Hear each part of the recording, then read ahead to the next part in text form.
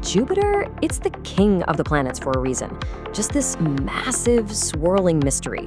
We honestly know more about the dusty surface of Mars than we do about what's hiding under those famous clouds. So that got us thinking about a pretty wild question. What would actually happen if you fell into it? Yeah, forget about a gentle landing. This isn't like skydiving on Earth. This is a one-way ticket into, well, probably the most extreme environment you can even imagine. We're going to trace that whole journey step by fatal step, just to wrap our heads around the sheer power of this planet. So the big question is, could you survive? Let's find out. Okay, so I hate to be the bearer of bad news right off the bat, but with any tech we have today, this whole adventure is over before it even starts. Seriously, you wouldn't even make it to the planet. And the reason why is this invisible, silent killer that's just hanging out around Jupiter like a giant, deadly moat. Yep, almost 300,000 kilometers before you even get to the clouds. You'd fly right into this insane radiation belt. And I'm not talking about a little bit of radiation. We're talking about something so powerful, it would just slice right through a normal spacesuit and give you a fatal dose pretty much instantly. So yeah, this isn't just a hazard, it's a complete showstopper. But come on, where's the fun in ending it there? To really get into this, let's just pretend. Let's imagine you have some kind of futuristic supersuit, something totally radiation-proof, okay? So with our magic suit on, the real descent can finally begin. All right, here we go. You're crossing that invisible line, entering the very top of Jupiter's atmosphere. Now, you might be thinking, this is going to be like skydiving, right? Just a really long fall? Well, you would be very, very wrong. Jupiter's welcome is violent. The very first thing you'd feel is the speed. It's just unreal. Jupiter's gravity grabs you and it does not let go. You're being pulled down at a staggering 180,000 kilometers per hour. To put that in perspective, that's over 40 times faster than the fastest spacecraft re-entering Earth's atmosphere. You're not falling anymore, you're basically a human meteor.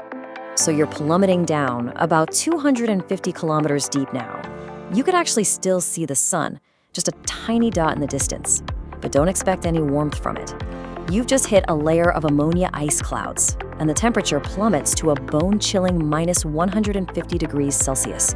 But honestly, the cold is about to be the least of your problems, because now you hit the winds. And these are not just any winds. We're talking about planet-wide jet streams, just roaring past you at over 480 kilometers an hour. You're not just falling down anymore. Now you're caught in this completely violent, chaotic storm.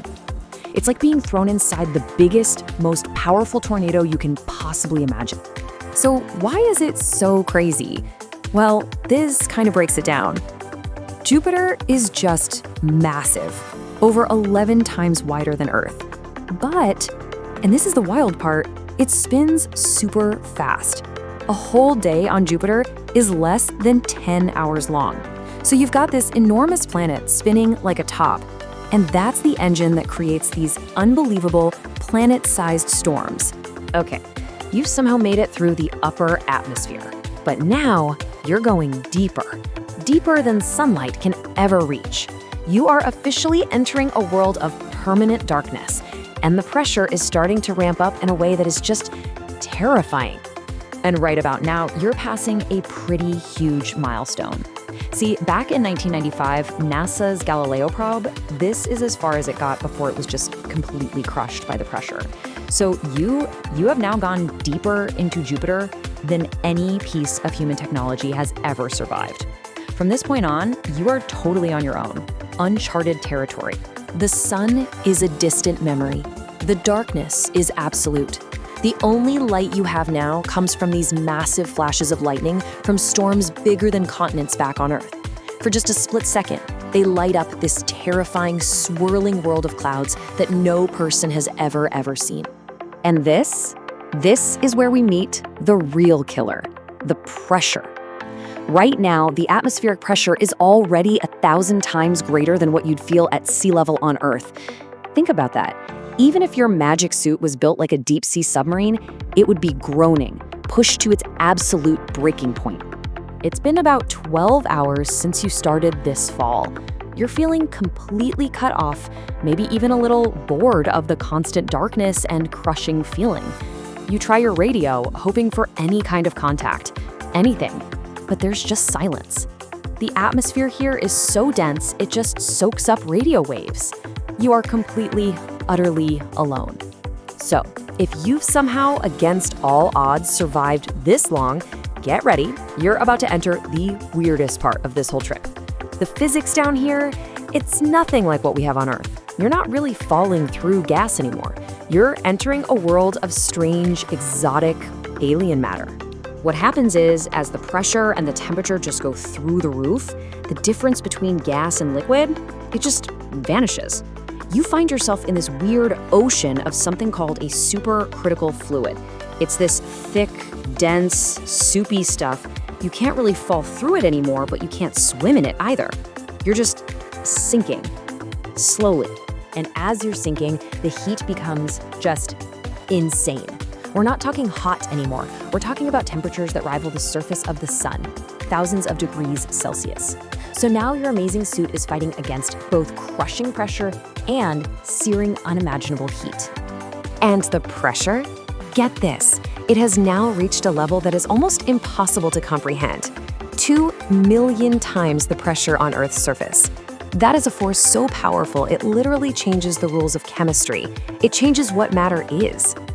At this incredible pressure, the hydrogen atoms themselves are crushed so hard that their electrons are just squeezed right off.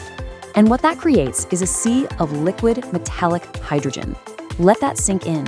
You are now sinking through a planet-sized ocean of liquid metal. There's no escape, no going back. Look, your hypothetical supersuit has done an incredible job. It's fought against speed, cold, heat, and unbelievable pressure. But every journey has to end. And here, on Jupiter, that end is absolute. There's no solid ground to hit, no bottom. You're just trapped in this sea of metallic hydrogen, squeezed from every possible direction, completely unable to move. Your final fate is just to keep sinking, slowly, for thousands and thousands of kilometers, deeper and deeper into the heart of this giant planet. So in the end, it's not one thing that gets you, it's everything. It's the planet itself. You'd be crushed, cooked, and just suspended forever inside it. The planet becomes your prison and your tomb. This whole journey into Jupiter is pretty terrifying, right?